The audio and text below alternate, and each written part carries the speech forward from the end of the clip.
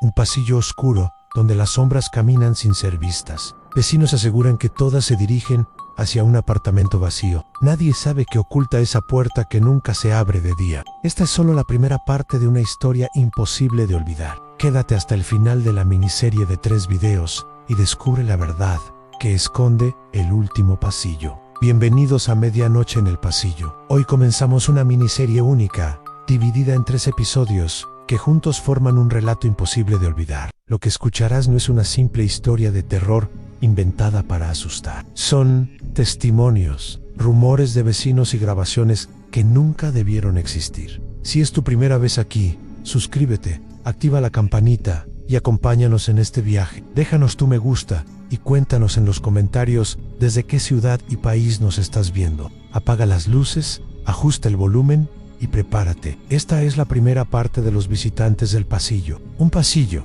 aparentemente común, se convirtió en escenario de algo que nadie pudo explicar. No hablamos de puertas que crujen ni de ruidos de cañerías. Hablemos de figuras, de sombras que se mueven cuando las luces parpadean. Why do no puerto, cerrada que parece esperar a quienes se atreven a mirarla demasiado. Me mudé a finales de otoño, buscando un alquiler barato que me permitiera estudiar en silencio. El edificio no estaba en las mejores condiciones, la fachada descascarada, buzones oxidados y un olor persistente a humedad. Aún así, me convencí de que ese lugar podía ser un refugio temporal, un espacio donde enfocarme sin gastar demasiado. El portero, un hombre de cabello blanco y espalda encorvada, me entregó las llaves con una mirada que no supe interpretar. Antes de irse murmuró: después de medianoche, mantén cerrada la mirilla. Creí que era una broma. Fue una sonrisa, pero él no la devolvió. Solo se giró y desapareció por la escalera, como si no quisiera prolongar la conversación.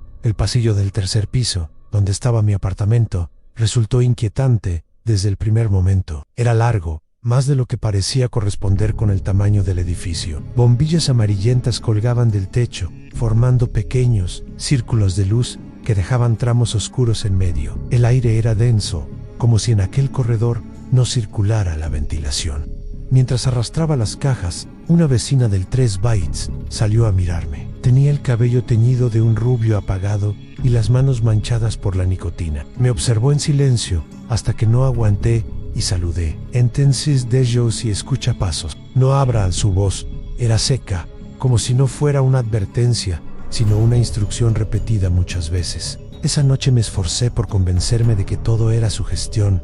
Coloqué los muebles, organicé los libros, conecté el router. Sin embargo, cada vez que atravesaba el pasillo, tenía la sensación de estar vigilado. Era como si, detrás de cada tramo y penumbra, alguien esperara con paciencia a que yo pasara para contar mis pasos. Antes de dormir acerqué el oído a la puerta. El silencio era tan compacto que casi dolía. Y, en ese silencio, juraría haber escuchado un roce, como de tela contra la pared. Apagué la luz, me metí en la cama y me repetí que todo era producto del cansancio. Pero, aún así, me costó cerrar los ojos. La primera noche me desperté a las 2:15 con el corazón acelerado. Creí haber escuchado un golpe seco en el pasillo, como si alguien hubiera dejado caer un zapato o un libro pesado. Me quedé en silencio, esperando que volviera a repetirse. El reloj digital parpadeaba en rojo sobre la mesita y el sonido del motor del frigorífico parecía amplificado por la tensión. Me atreví a asomarme por la mirilla un instante. Solo vi la bombilla amarillenta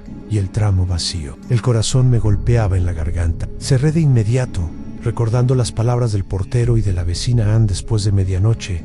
No abras y no mires. Sentí vergüenza de mi propio miedo, pero el aire frío que entraba por la rendija me hizo retroceder. La segunda noche volví a escucharlos. Esta vez no miré. En lugar de eso, tomé un cuaderno y empecé a anotar hora, duración, dirección de los pasos.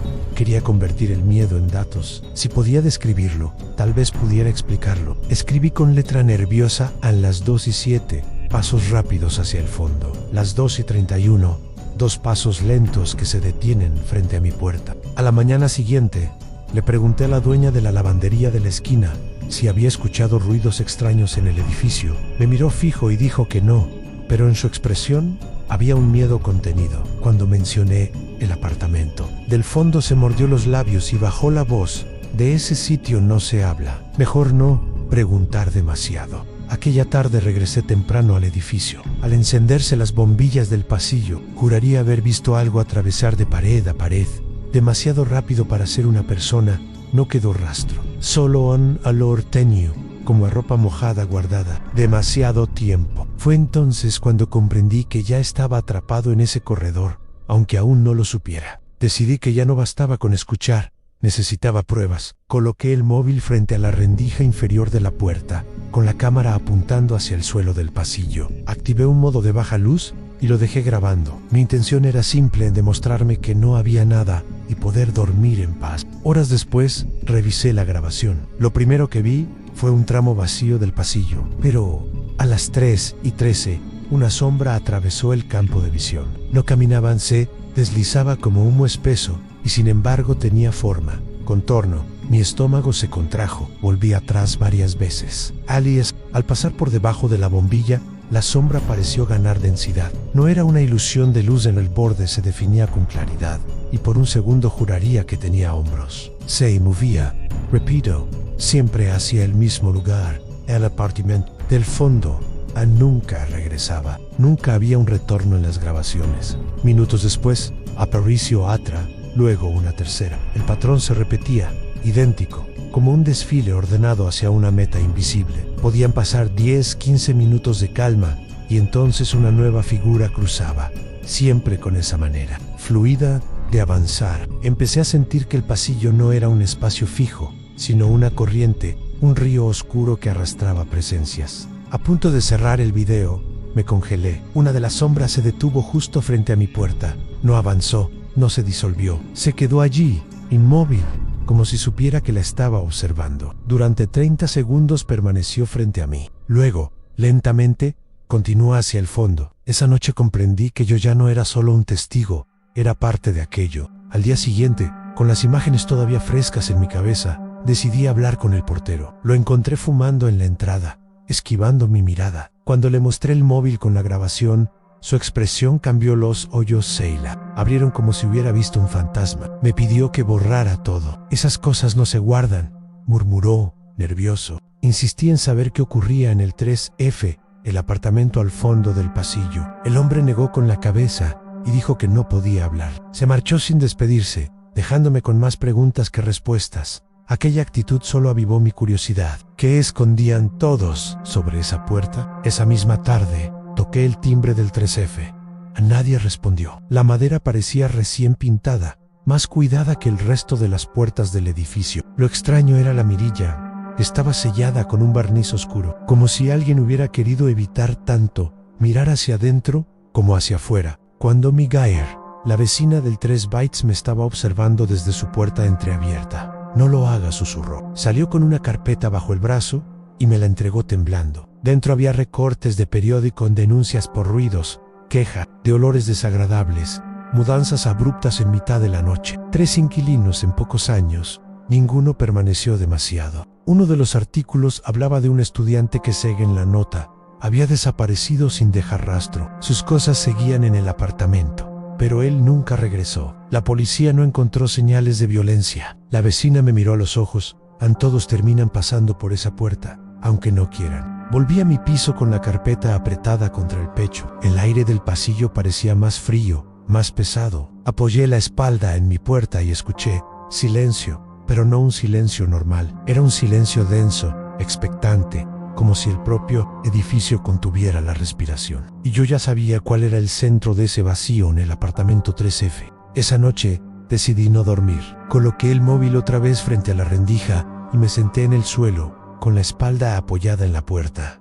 A mi lado, un termo de café aún humeante. El pasillo estaba en penumbras, iluminado solo por bombillas débiles que parpadeaban cada cierto tiempo. Sentía que algo inevitable iba a ocurrir. A las 2:01 apareció la primera sombra. Se deslizó con calma, tan sólida como un cuerpo humano, pero sin rasgos. A las 2:19 pasaron 2 juntas, una detrás de la otra, como si caminaran en fila. Su contorno vibraba en el tramo iluminado, como si la luz las hiriera. El vaso de café vibraba cada vez que cruzaban. Una onda se expandía en el líquido oscuro, delatando que lo que veía no era ilusión óptica. Aquellas presencias pesaban, ocupaban un espacio real. No eran ecos, no eran recuerdos, eran visitantes. A las 3, el edificio sufrió un corte de luz. Todo quedó en negro. El móvil continuó grabando, y en ese ruido digital se escuchaban murmullos. No eran palabras reconocibles,